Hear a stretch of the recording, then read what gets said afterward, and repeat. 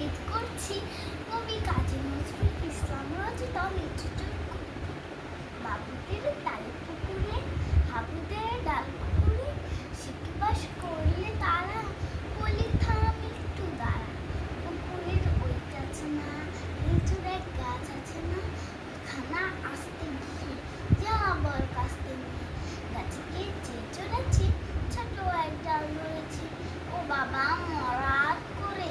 করেছি সরাই চড়ে বলবি পর মালির ঘরে এসেছিল গাছে আরে বেটা ভাই বড় নকশা ধুমা ধুম খুশি একদম জোসে খুশি আমিও বাগিয়ে থাকুন